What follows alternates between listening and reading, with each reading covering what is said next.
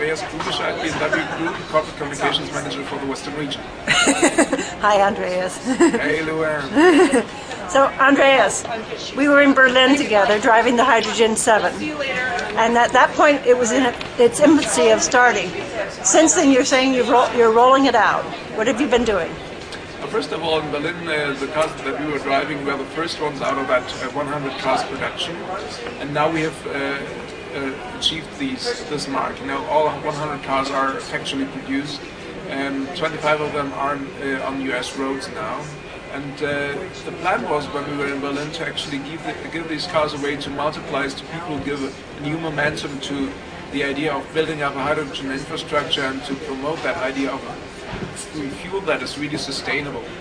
And what we did is we went on with that program, and we gave the car away to VIP users like Davis Guggenheim, who received the Oscar for An Inconvenient Truth, to Jay Leno, who's very well known for his environmental lobbying efforts. Placido Domingo was one guy, Terry Tamminen, who's very well known in California for bringing up the environmental topics onto the political agenda. Not Governor Schwarzenegger?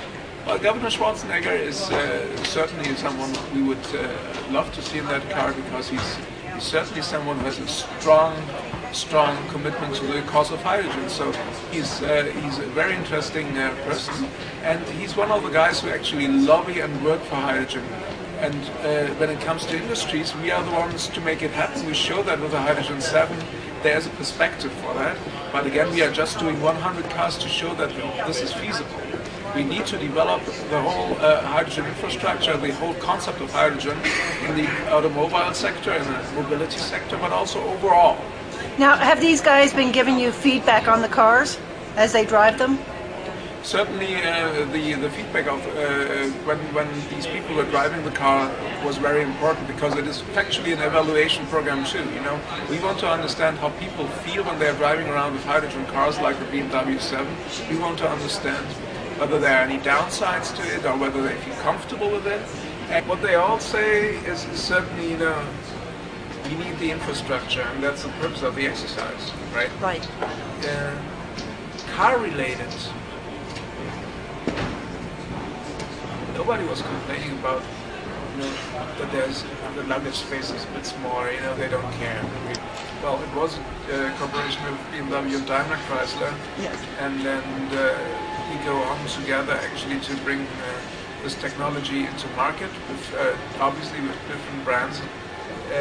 That's clear, but also with specific products which will reflect the characteristics of each brand. You know, in other words, the two-mode hybrid system that Chevrolet has now in the Tahoe, and I understand that they just currently won the Green Car award for it, is basically the same technology that we are using, because we actually developed it together. But the look and feel and what the driver will experience when he or she drives the BMW two-mode hybrid car is a distinctively different one from what he experiences with the GM version or the Daimler Chrysler version of it.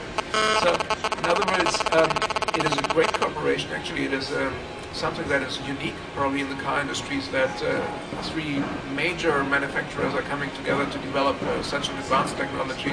It is actually an advanced technology that sets new patterns for the hybrids worldwide. And you know, we are looking forward to bring our two-mode hybrid into the market in 2009. And we have shown at the Frankfurt Auto Show the BMW X6 Active Hybrid, which was a representation of what we think could be in the marketplace then in 2009, and that is the car that actually utilizes the two-mode hybrid technology. My assumption has always been that the two-mode hybrid was too expensive to do by one manufacturer by itself, and that's why the three of you collaborated. It is expensive to do? Well, certainly costs are playing an important role in car industries. That's no secret, nor is it a surprise, you know. And on the other hand, besides the cost factor, there's always a time factor involved as well. And we figured out that coming together as three major manufacturers, and all of us had experience in the field of hybrids. You know, BMW was researching hybrids for decades. Actually, Daimler did it, and also GM. we just joined forces to actually invent a system that is technically highly advanced and cannot be compared to what is on the road currently when it comes to hybrid.